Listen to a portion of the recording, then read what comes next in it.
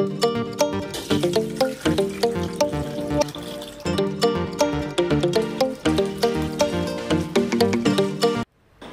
friends, எல்லாரும் எப்படி இருக்கீங்க? எல்லாரும் நல்லா இருப்பீங்க நம்புறேன். இன்னைக்கு நம்ம சேனல்ல இஃப்தார் vlog தான் உங்க கூட நான் ஷேர் பண்ணிருக்கேன். தொடர்ந்து ரமலான் சீரிஸ்ல இஃப்தார் vlog தான் நீங்க பார்த்துட்டே வாரீங்க.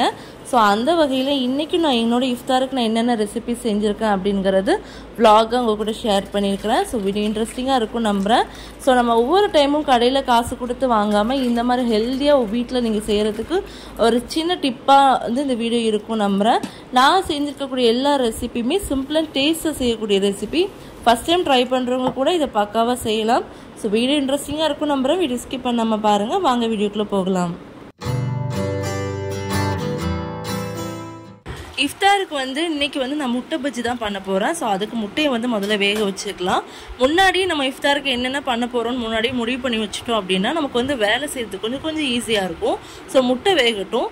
இன்னைக்கு வந்து ரசமலாய் வந்து வீட்ல ரெடி பண்ணலாம்னு சொல்லிட்டு ஒரு 1/2 லிட்டர் அளவுக்கு பாலை வந்து நான் சூடு பண்ணிக்கிட்டேன். பால் கொஞ்சம் ஹீட் ஆகி கொதி வர்ற ஸ்டேஜில் வந்து நம்ம வந்து லெமன் ஜூஸ் வந்து ஆட் பண்ணிக்கலாம். நான் ஒரு பாதி லெமனோட ஜூஸை வந்து எடுத்து வச்சிருக்கிறேன். அதை வந்து இதில் ஆட் பண்ணிக்கோங்க.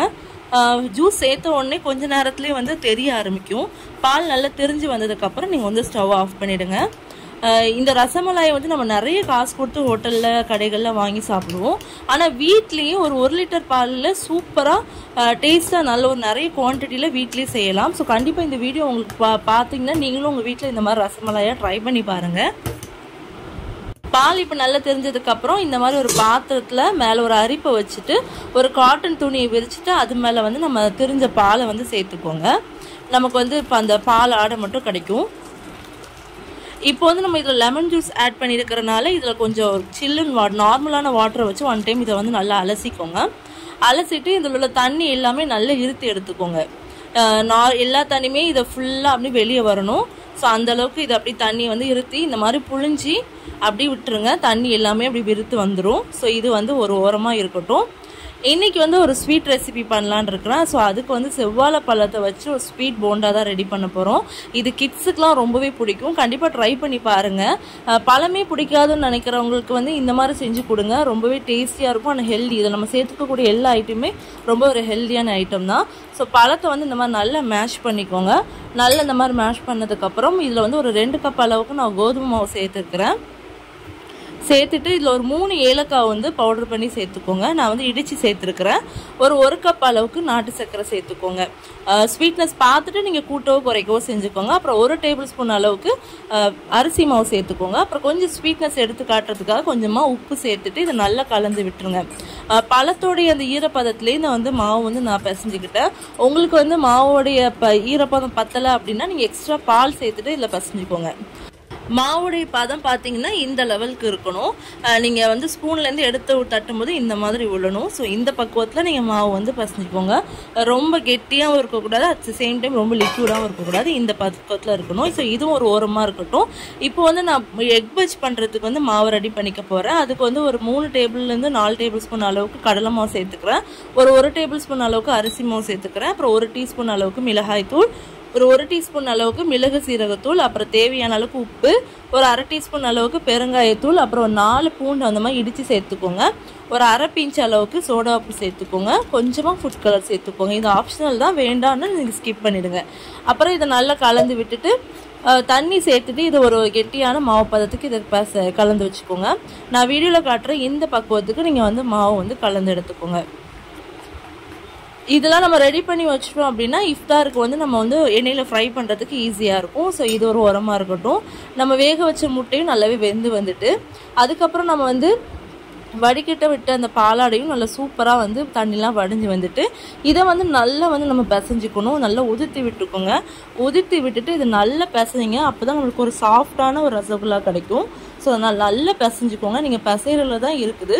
ஸோ நல்லா இந்த மாதிரி தேய்ச்சி பிசைங்க. அப்போ தான் வந்து ஒரு நல்ல ஒரு சாஃப்டான ரசகுல்லாவை நமக்கு கிடைக்கும். ஸோ நல்லா இந்த மாதிரி சாஃப்டாக பிசைஞ்சதுக்கப்புறம் நீங்கள் சின்ன சின்ன உருண்டைகளாக உருட்டி உங்களுக்கு என்ன ஷேப் தேவையோ அந்த ஷேப்பில் வந்து நீங்கள் உருட்டிக்கலாம். நான் இன்றைக்கி வந்து இந்த ஷேப்பில் தான் வந்து உருட்டி எடுத்துக்கிட்டேன். இதே மாதிரி எல்லா ரசகுல்லாவும் நம்ம ரெடி பண்ணி எடுத்து வச்சிடலாம். எல்லாத்தையும் ரெடி பண்ணி எடுத்து வச்சாச்சு. இப்போ வந்து நமக்கு சீனி பவுடர் போட்டு இதை வேக வச்சிடலாம். நான் இன்னைக்கு 1 கப் சுகருக்கு 1 கப் தண்ணி சேர்த்துட்டு இந்த மாதிரி நல்லா கொதிச்சு வச்சுட்டேன். ஸோ கொதிச்சதுக்கப்புறம் நம்ம ரெடி பண்ணி வச்சிருக்கிற ரசகுல்லாவெல்லாம் சேர்த்துட்டு கரெக்டாக ஒரு 10 நிமிஷம் இந்த சீனி பாவில் வந்து அது வந்து கொதிக்கணும். பாவுக்கு வந்து பதம் அப்படிலாம் தேவையில்லை. சீனி கரைஞ்சி இந்த மாதிரி கொதிச்ச உடனே நீங்கள் வந்து ரசகுல்லாவை வந்து ஆட் பண்ணிடுங்க. ஸோ இது ஒரு மூடி போட்டு ஒரு 10 நிமிஷம் நல்லா கொதிக்க வச்சுக்கோங்க. இது ஒரு 10 நிமிஷத்துக்கு அப்புறம் பார்த்தீங்கன்னா நல்லா நம்மளுடைய ரசமலாயெல்லாம் ஜீராவை நல்லா குடிச்சிட்டு உப்பி போய் இருக்கும். இப்போ இது ஓரமாக இருக்கட்டும். இப்போ வந்து மலாய் ரெடி பண்ணிடலாம். ஒரு பேனில் நான் ஒரு 1/2 லிட்டர் அளவுக்கு பாலை வந்து சேர்த்துருக்குறேன். நல்லா திக்கான பாலாக சேர்த்துக்கோங்க. மலாய் பொறுத்த வரைக்கும் நல்ல திக்கான பால் சேர்த்துட்டிங்கன்னா நல்லா சூப்பராக இருக்கும். பாலை ஒரு நல்ல கொதி வந்ததுக்கப்புறம் நல்ல சிம்மில் வச்சுக்கோங்க. சிம்மில் வச்சுட்டு இந்த மாதிரி தேரக்கூடிய ஆடைகள் எல்லாத்தையும் இந்த மாதிரி ஓரமாக எடுத்து வச்சுக்கோங்க. பால் நல்லா சூடேறி நல்ல மிதமான ஹீட்டில் இருக்கும்போது ஆடை தேங்கி வரும்ல, ஸோ அதை இந்த மாதிரி ஓரமாக எடுத்து வச்சுக்கோங்க. ஓரளவுக்கு கொஞ்சம் வத்துனதுக்கப்புறம் நம்ம வந்து நட்ஸை வந்து இதில் சேர்த்துக்கலாம். நான் இன்னைக்கு பாதாம், முந்திரி பருப்பு, பிஸ்தா சேர்த்துருக்குறேன். உங்ககிட்ட என்ன நட்ஸ் இருக்கோ அதை நீங்கள் சேர்த்துக்கோங்க. சேர்த்துட்டு அதுக்கப்புறம் கொஞ்சமாக வந்து குங்குமப்பூ வந்து பாலில் ஊற வச்சுருக்கிறேன். அதை இதோட சேர்த்துருக்குறேன். நான் குங்குமப்பூ மட்டும் தான் சேர்த்துருக்குறேன். நீங்கள் எந்த ஃபுட் கலரும் வந்து சேர்க்குறதா இருந்தால் சேர்த்துக்கோங்க. ஸோ நான் வந்து கலருக்கு வந்து குங்குமப்பூவோட டேஸ்ட் மட்டும்தான். அதுக்கப்புறம் இதை ஸ்வீட்னஸ்க்காக நான் மில்க் மேட் சேர்த்துருக்குறேன். சேர்த்துட்டு இது ஒரு 2 நிமிஷம் நல்லா கொதிக்க வச்சு ஸ்டவ் ஆஃப் பண்ணிவிட்டு இதை நல்லா ஆற வச்சு ஃப்ரிட்ஜில் வச்சு சில் பண்ணி எடுத்துக்கோங்க. இப்போ ஸ்டவ் ஆஃப் பண்ணிட்டு இது நல்லா ஆறட்டும். இன்றைக்கி வந்து கொஞ்சம் கடல் பாசி வந்து செஞ்சுக்க போகிறேன். கடல் பாசி வந்து ஜூஸில் போடுறதுக்காக செய்ய போகிறேன். ஸோ அதனால் தண்ணியில் வந்து ஒரு 2 டேபிள் ஸ்பூன் அளவுக்கு கடல் பாசி, சுகர் சேர்த்துட்டு இதை நல்லா கரைச்சிக்க போகிறேன். இன்றைக்கி பட்டர்ஸ்காட்ச் ஃபலூடா மாதிரி தான் ரெடி பண்ண போகிறேன். ஸோ அதுக்காக தான் இந்த கடல் பாசி வந்து ரெடி பண்ணிகிட்ருக்கேன். ஸோ கடல் பாசி ரெடி ஆனதுக்கப்புறம் ஒரு பவுலில் வந்து நான் பட்டர்ஸ்காட்ச் சிரப்பை வந்து ஒரு 2 ட்ராப் சேர்த்துருக்கிறேன். அப்புறம் இன்னொரு பவுலில் வந்து ரோஸ் மில்க் சிரப்பை வந்து ஒரு 2 ட்ராப் சேர்த்துருக்கிறேன். இது வந்து ஆப்ஷனல் தான். நான் வந்து கலருக்காக தான் இந்த எசன்ஸ் வந்து யூஸ் பண்ணுறேன். ஆனால் ஃப்ளேவருமே ரொம்ப சூப்பராக இருந்துச்சு. அதுக்கப்புறம் நம்ம ரெடி பண்ணி வச்சுருக்க கடல் பாசியை வந்து அந்த பவுலில் சேர்த்துக்கோங்க. பட்டர்ஸ்காட்ச் எசன்ஸ் வந்து ஒரு நல்ல ஒரு ஆரஞ்சு ஷேடில் இருந்துச்சு. ரோஸ் மில்க் வந்து ஒரு நல்ல ஒரு பிங்க் கலர் ஷேடில் இருந்துச்சு. அது பார்க்கவுமே நல்லா கலர்ஃபுல்லாக இருந்துச்சு. அண்ட் டேஸ்ட்டும் நல்லா சூப்பராக இருந்துச்சு. உங்ககிட்ட இந்த சிரப் இல்லை அப்படின்னா நீங்கள் வந்து ஃபுட் கலர் கூட ஆட் பண்ணிக்கலாம். உங்ககிட்ட என்ன ஃபுட் கலர்ஸ் இருக்குதோ அதை நீங்கள் ஆட் பண்ணிக்கோங்க. ஸோ இது ஆறி செட் ஆகட்டும். எப்பவும் போல் நம்ம வீட்டில் வந்து நன்னாரியும் கரைச்சி எடுத்து வச்சாச்சு. நோன்பு 30 நாளுமே நன்னாரி கண்டிப்பாக இருக்கும். ஸோ அதையுமே நான் சைடில் வந்து கரைச்சி ரெடி பண்ணி வச்சுட்டேன். இப்போ நம்மளுடைய ரசகுல்லா எல்லாமே நல்ல ஊறி வந்திருக்குது. ஸோ இப்போ வந்து இந்த ரசகுல்லாவில் வந்து இருக்கக்கூடிய ஜீராவை எல்லாத்தையுமே நம்ம வந்து புழிஞ்சு வெளியாக்கிடணும். ரசகுல்லாவை எடுத்துட்டு இந்த மாதிரி ஒரு ஓட்டக்கரண்டியில் வச்சுட்டு அந்த ஜீராவை எல்லாத்தையும் நம்ம வந்து புழிஞ்சு விட்டுறலாம். ஸோ இந்த மாதிரி எல்லா ஜீராவையும் வெளியாக்குனதுக்கப்புறம் இந்த ரசகுல்லாவை எல்லாத்தையும் நம்ம வந்து ஒரு பவுலில் சேர்த்துக்கலாம். ஏன்னா நம்ம ரசமலாயோடைய மலாய் வந்து சேர்க்கறனால ஜீரா இருந்துச்சுன்னா நம்மளுடைய ரசகுல்லா வந்து ஃபுல்லாக ஸ்டஃப்பை வந்து இழுத்துக்காது. ஸோ அதனால் ஜீராவை வெளியாக்கிட்டு நீங்கள் அதுக்கப்புறம் நீங்கள் மலாய் ஊற்றி வச்சிட்டிங்கன்னா அது நல்லா உறிஞ்சி சாப்பிட்றதுக்கு நல்லா இருக்கும். ஸோ இந்த மாதிரி எல்லாத்தையுமே நம்ம வந்து ஜீராவை வந்து புழிஞ்சு எடுத்துட்டு அந்த பவுலில் நம்ம சேர்த்துக்கலாம். இந்த மாதிரி எல்லாத்தையும் ரெடி பண்ணி வச்சாச்சு. இப்போ நம்ம ஆறி சில் பண்ணி எடுத்துக்கிட்ட ரசமலாயை வந்து இதில் சேர்த்துக்கலாம். இதை வந்து சேர்த்துட்டு நீங்கள் உடனே சாப்பிட்றத விட ஒரு 8 மணி நேரம் நல்லா ஊற வச்சுட்டு சாப்பிடுங்க. இன்னுமே நல்லா டேஸ்ட்டாக இருக்கும். அவ்வளோதான், நம்மளுடைய சூப்பரான க்ரீமியான ரசமலாய் ரெடி ஆகிடுச்சு. இது வீட்டிலேயே சூப்பராக செய்யலாம். கண்டிப்பாக நீங்களும் ட்ரை பண்ணி பாருங்கள். 1 லிட்டர் பால்லே சூப்பராக வீட்டில் நம்மளோட ரசமலாய் ரெடி பண்ணியாச்சு. இப்போ வந்து நம்ம வந்து ஃப்ரை பண்ண வேண்டிய ஐட்டத்தெல்லாம் ஃப்ரை பண்ணிடலாம். ஆயில் ஹீட் பண்ணியாச்சு. முதல்ல வந்து நான் ஸ்வீட் போண்டாவை வந்து ஃப்ரை பண்ணி ஸ்டார்ட் பண்ணிட்டேன். இனிப்பு போண்டா இது வந்து நம்ம மீடியமான ஹீட்டில் வச்சு நல்லா ஃப்ரை பண்ணி எடுத்துக்கோங்க. சின்ன சின்ன உருண்டைகளாக சேர்த்துக்கோங்க.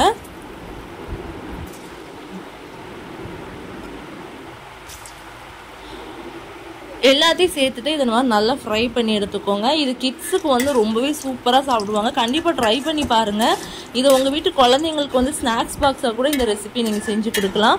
ஈவினிங் டைம் ஸ்கூல் விட்டு வரும்போது ஸ்நாக்ஸாக செஞ்சு கொடுத்தா அவங்க விரும்பி சாப்பிடுவாங்க. இந்த ரமலானுக்கு நீங்கள் இஃப்தாருக்கு கூட இந்த ரெசிபி நீங்கள் ட்ரை பண்ணி கொடுங்க. ரொம்ப டேஸ்டியாக இருக்கும். ஸோ இந்த மாதிரி எல்லாத்தையும் நம்ம ஃப்ரை பண்ணி எடுத்தாச்சு.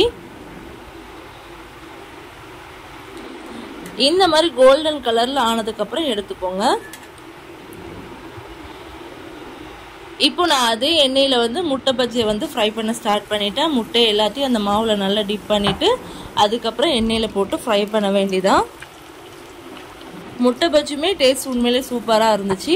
ஸோ நீங்களும் ட்ரை பண்ணி பாருங்கள். இதே மெத்தடில் மாவை ரெடி பண்ணி நீங்கள் ட்ரை பண்ணி பாருங்கள். என்னதான் நம்ம ரெடிமேடாக மாவு வாங்கி மிக்ஸ் பண்ணாலும் இந்த மாதிரி வீட்டிலேயே மிக்ஸ் பண்ணி சாப்பிடும்போது டேஸ்ட் உண்மையிலே சூப்பராக இருக்கும். கண்டிப்பாக நீங்களும் ட்ரை பண்ணி பாருங்கள். ஸோ முட்டை பஜ்ஜியுமே சைடில் நம்ம ஃப்ரை பண்ணி எடுத்து வச்சாச்சு. ஸோ நம்மளுடைய சூப்பரான போண்டாவும் ஸ்வீட் போண்டாவும் ரெடி ஆகிடுச்சு. முட்டை பஜ்ஜியுமே ரெடி ஆகிடுச்சு. நீங்களும் ட்ரை பண்ணி பார்த்துட்டு எப்படி இருந்துச்சுங்கிற ஃபீட்பேக்கை வந்து கமெண்ட் செக்ஷனில் கமெண்ட் பண்ணுங்கள். இப்போ வந்து நம்ம பட்டர்ஸ்காட்ச் ஃபலூடா ரெடி பண்ணிடலாம். ஸோ அது காய்ச்சி ஆற வச்ச பாலை ஒரு மிக்சர் ஜாரில் சேர்த்துட்டு இதில் வந்து ஒரு 3லேருந்து ஒரு 4 ட்ராப் அளவுக்கு பட்டர்ஸ்காட்ச் எசன்ஸ் சேர்த்துக்கோங்க. அப்புறம் தேவையான அளவுக்கு சீனி சேர்த்துக்கோங்க. சேர்த்துட்டு இதை நல்லா அடித்து எடுத்துக்கோங்க. இப்போ ஒரு பவுலில் நம்ம ரெடி பண்ணி வச்சுருக்கிற ஜெல்லி எல்லாத்தையுமே சேர்த்துக்கோங்க. பட்டர்ஸ்காட்ச் ஜெல்லியும் ரோஸ் மில்க் ஜெல்லியும் சேர்த்துக்கோங்க. சேர்த்துட்டு இதில் வந்து சப்ஜா விதைகளை சேர்த்துக்கோங்க. அதுக்கப்புறம் பாதாம் பிசினையுமே இதில் சேர்த்துக்கோங்க. இந்த மாதிரி கலர்ஃபுல்லாக நம்மளோட வீட்டு குழந்தைங்களுக்கு செஞ்சு கொடுக்கும்போது அவங்களும் சூப்பராக விரும்பி சாப்பிடுவாங்க. இஃப்தாருக்கு இந்த மாதிரி கலர்ஃபுல்லாக செய்யும்போது நமக்குமே சாப்பிட்றதுக்கு கொஞ்சம் நல்லாயிருக்கும். அதுமாதிரி ஹெல்த்தியாக சாப்பிட்ற மாதிரி இருக்கும். ஸோ நம்ம அடித்து வச்சுருக்கிற பட்டர்ஸ்காட்ச் ஜூஸையும் சேர்த்துட்டு இதை நல்லா கலந்து விட்டுருங்க. அவ்வளோதான் நம்மளுடைய சூப்பரான பட்டர்ஸ்காட்ச் ஃபலூடா ரெடி ஆகிடுச்சு. நீங்களும் உங்கள் வீட்டில் ட்ரை பண்ணி பாருங்கள். இன்றைக்கி இஃப்தாருக்கான எல்லா ரெசிபியுமே சூப்பராக வீட்டிலே ரெடி பண்ணியாச்சு. கண்டிப்பாக நீங்களும் உங்கள் வீட்டில் இந்த ரெசிபி எல்லாம் ட்ரை பண்ணி பாருங்கள். இந்த வீடியோ உங்களுக்கு பிடிக்கும் நம்புகிறேன். பிடிச்சிருந்துச்சுன்னா லைக் பண்ணுங்கள். மறக்காமல் சேனலை சப்ஸ்கிரைப் பண்ணி பக்கத்தில் உள்ள பெல் ஐக்கானையும் கிளிக் பண்ணிக்கோங்க. தேங்க்ஸ் ஃபார் வாட்சிங்.